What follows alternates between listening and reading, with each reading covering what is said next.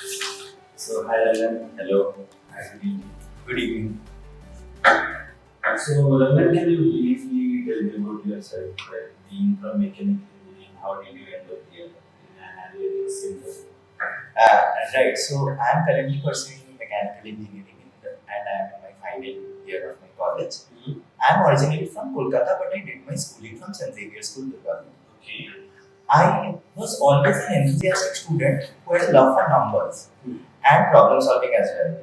And that inspired me to get into data analytic areas. And the recent advancement in these fields, including the recent Chatbot, really motivated me and inspired me to delve deeper. Okay. I was also thrilled to be selected at the Amazon ML school where I gained hands-on experience and it even expanded my data-driven technology knowledge.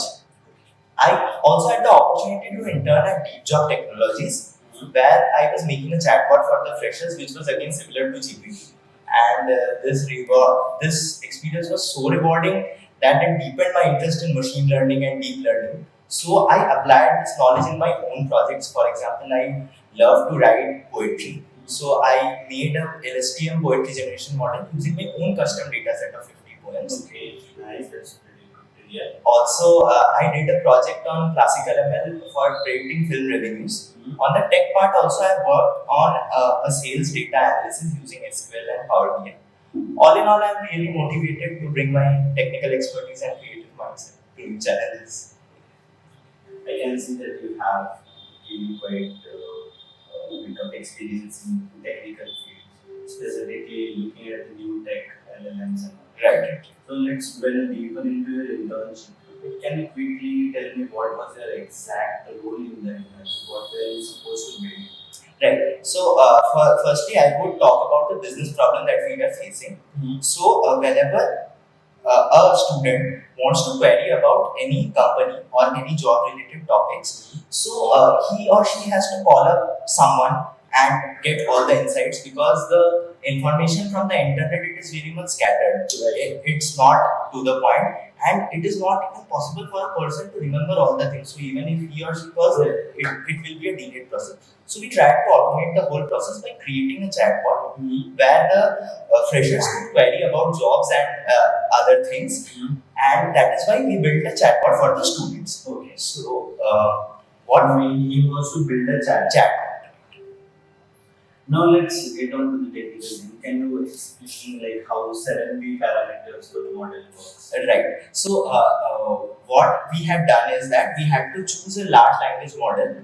So we were a team of 5 to 6 people and we were working on different LLMs. For example, I was working on the LLaMA model and some of my fellow members were working on the ChatGPT model. But what we discovered is that the LLaMA model, instead of being free as well, it was giving state-of-the-art results similar to GPT as well.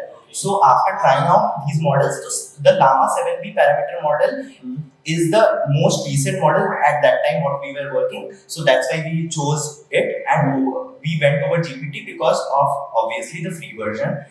And also you will see that I have written that the deployment cost was also reduced. So we not only reduced the cost by money wise, but also we integrated it with such steps that it uses efficient retrieval. For example, whenever we are trying to retrieve something, so it has a lot of memory cost and processing cost associated with it. We even reduced that because LLaMA was very much compatible with the other technologies as well. Now, if I look at this 40% reduction, right, how did you exactly calculate? What was the data flow? In order, like let's say if we are using GPT, what could it cost DeepJob? Right. So, for example, the whole model building thing or the whole LLM part that was free.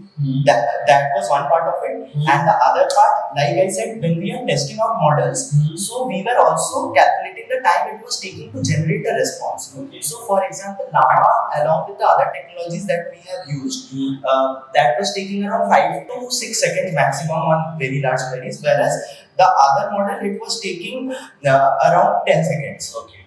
So this was the rough metric I could come across right now. So like it's saving time. So Yes. how are you equating it with money? Like the specific 40% reduction. So I just wanted to know कि हाँ भाई पहले 10 लाख था अब हमें 6 लाख लगता है. So I want to understand the cost associated with it. Right. So here the 40% mark which I said, because as you can see 5 and 10 seconds, that is clearly a jump of 100%. Right. So the 40% here what I have written, that is specifically based on the model cost we are removing totally, completely. But there are various other costs like gathering the data. We need some cost to build an ETL pipeline to extract, transform, load. We also need, specific cost. But I was not exactly involved in that. But the work which I did, that reduced the whole pipeline cost by 40%. For example, if I am requiring 1,000 rupees, my work will be done in 600. अच्छा समझ गया. What was the generic data flow which the chatbot was receiving? Right. So we had the data which we have in PDF form. So it was a challenge for us how to extract data from PDF. But thanks to LangChain and Python, we used a library which was known as PyPDF reader.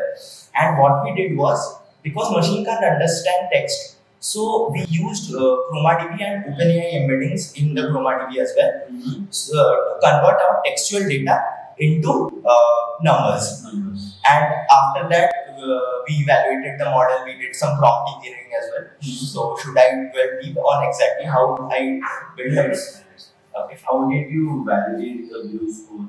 Right. So one thing that I remember is when I was working on this chatbot, I was not very much versed with LLMs and things. So I used, some of the metrics are even not mentioned in the resume because I have used a lot of metrics to evaluate. So one thing that you pointed out is BLEU score and Perplexity. So what BLEU score does is, I will give you an example. For example, we have, this is a sunny morning, right? And the response we are getting, today is a sunny day, right? So what BLEU score does is, it first compares 1 grams, then 2 grams, then 3 grams. What is 1 gram, 2 gram? 1 gram is just tokenize the whole statement, that this is a sunny day. And the next thing, the generated response is, today is a sunny day, for example. Then what it does is, it checks whether the generated response is similar to that of the current response as well. So first it does 1 gram checking, and it takes log of match over total, and then it does 2 gram checking, and then 3 gram checking. That is a hyperparameter that we can set. And also there is one problem with BLEU score. Like for example, if my reference text, the predicted text is less than what we have already fed it. For example, today is a sunny day and today is sunny. So it is not a correct response, but 1 gram will give me very high accuracy. Because, so what we did, we even added a brevity penalty to it. So brevity penalty is based on the number of words the LLM is generating. If it is less than the reference response, then we are adding a brevity penalty to it as well. To make it more robust. And yes. And also I have used Perplexity and RapTrack to evaluate. Apart from 50 plus test queries, I also did sanity check first. Because LLMs, what is the main problem is, if we directly go to LLaMA or GPT and search about all the things, then it will hallucinate a lot. Right. The high. Okay. What steps were involved in implementing or building this data pipeline? I can see the records are more than 1 lakh. Yes. Right. So it's quite huge data. So whenever we use like MongoDB or ChromaDB, what are the difficulties which we face? Usually. Right. One major difficulty that I can think of right now, which I was facing, is that if someone queries about any word which is not already present in the corpus. For example, I only have a corpus of this is a sunny day. So someone is queries about Rangan, then the model will hallucinate, and it will be not good for us. So what I have did here, here I have created an out of vocabulary token. For example, if any word is there which is not present in the huge data set as well, that is why we only have like 10k plus vocabulary words. That is actually the vector embeddings are vocabularies. So we have generated out of vocabulary tokens, so at least it will not throw error. It can handle exceptions. And even after when we are checking and if we are getting the similarity score less than 0.2 or 0.3, I don't exactly remember, then we are telling it, can you query some other response, because we don't have much data like that.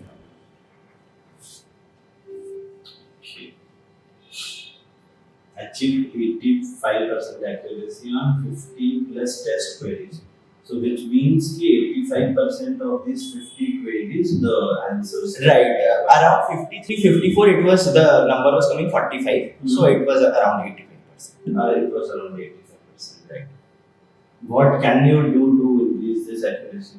Yes, so because we had, limited time to complete the whole project, surely we could have made much more advancements here. For example, here we are using ChromaDB, and ChromaDB why we use, because it was easily integrable and also it uses indexing. But to make it scalable, even indexing is not a very good metric for retrieval step, because here we have the data you are seeing 100k records, that is actually average data, I would say. Okay. If we have huge amount of data, what we could have used, we could have used something known as similarity search. For example, we could have used hash buckets to improve the retrieval process. For example, what are hash buckets, I would like to say. For example, we have 4 books, right? One is about USA, one is about Africa, one is about India, and one is about Australia, say.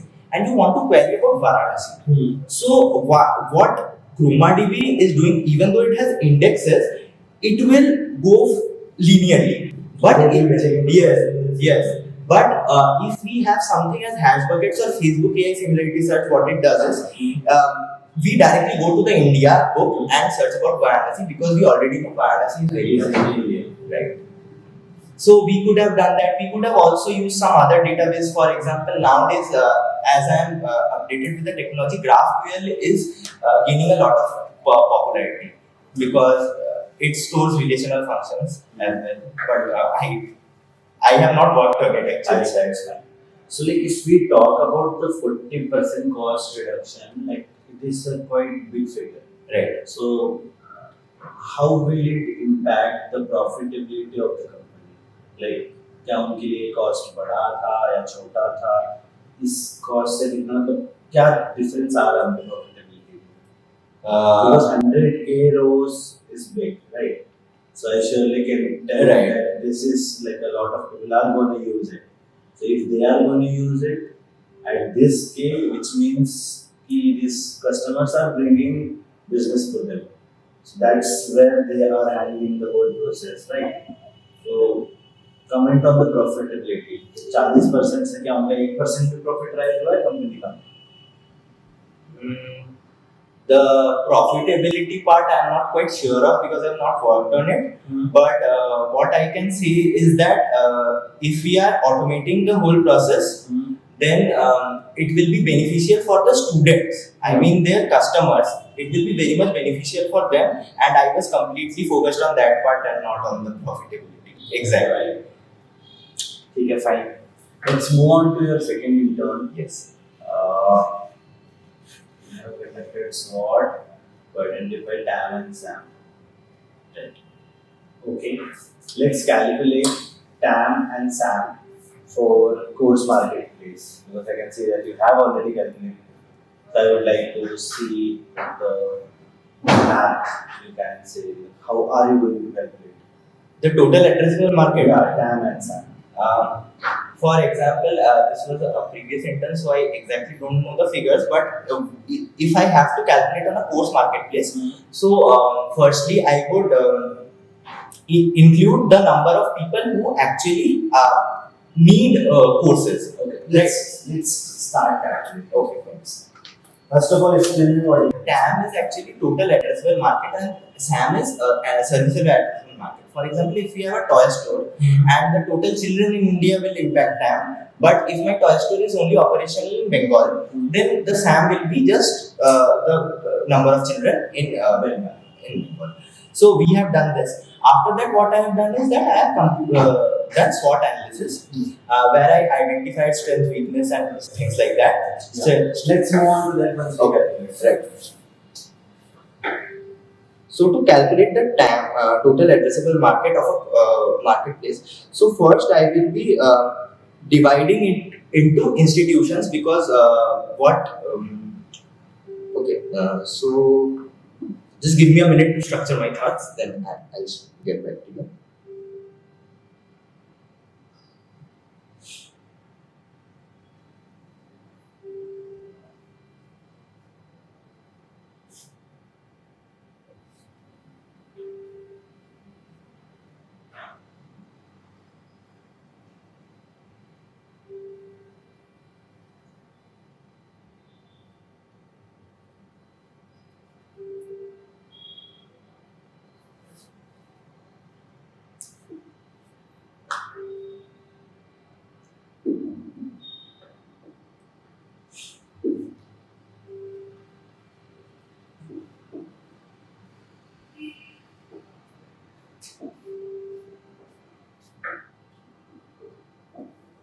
Okay, so if I have to calculate the total addressable market for launching a course marketplace, then I would what my approach would be is that I would have to divide it into students, which belongs to especially colleges because it was focusing on colleges. So I would divide it into tier 1, tier 2, and tier 3 and other institutions.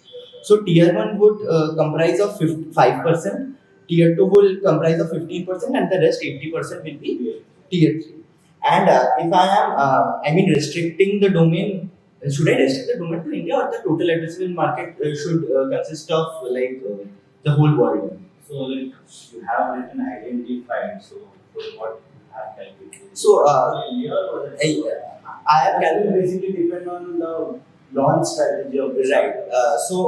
Here, what we have done there in the in the internship, I have calculated it for India specifically because we did not have any, foreign customers or we were not trying even to enter into their market at that time. So if I have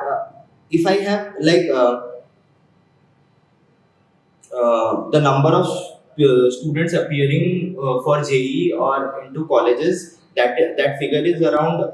Let's briefly discuss the approach. Okay, so what I will do is that I will take the number of students who are getting into colleges that are approximately that will be 20 lakhs because I think 12 lakhs already appears for JE and 8 lakhs is different.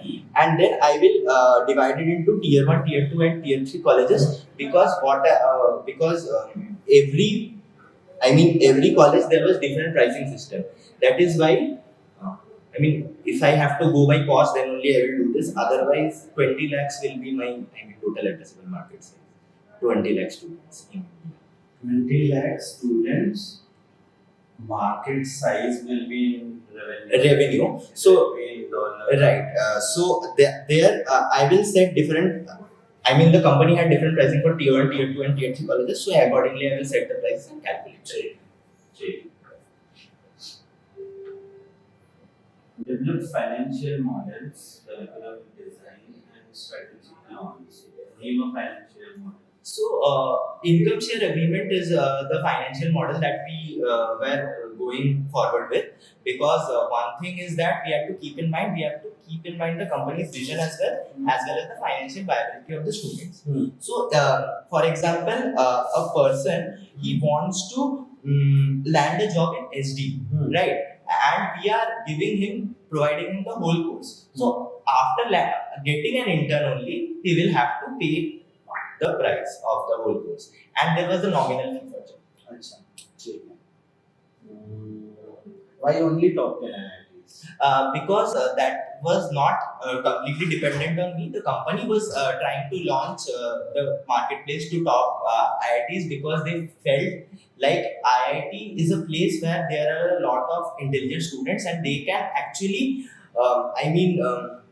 they can actually learn from their courses as well. There, that is one point. The other point is that because IITians have a greater, chance or probability of getting a placement or landing a job. That is why first we were targeting the top 10. Now I can see that you have written expanded college reach by 5%, 50%. 50%. 50% is a major jump. So like following the Pareto principle, 80-20 rule, so I guess this 50% rise, the majority of the rise would be due to a strategy. Right. So what was it? For example, when we are targeting the top 10 IITs, we did a few free webinars. We even had campus ambassadors from various IITs, and we also had referral programs. So these three were the major factors which increased the college reach by 50%, and that 50% mark actually when Unity started, so it did not have much reach. It was only, very much prevalent about local 20 to 30 colleges only. So expanding the reach, especially in the top 10 IITs and also some other institute as well, which was located in Delhi, like DTU and things like that. So that included to the 50%. That included 5% growth in first 3 months. Great. What was the best part which you learned in both the internships? One best part if you want. That is one thing was that I think I had the knowledge of machine learning and deep learning, and I was very much interested into it, but I did not get a professional environment previously so that I could work in a collaborative environment, brainstorm things. So to point out one specific thing would be very much difficult, but one thing is that working in a professional collaborative environment would be the thing. Okay, so we have gauged his internship skills, we have tested his technical skills required in internship as well as the business skills. So we'll be digging in deeper into projects and content in the next video.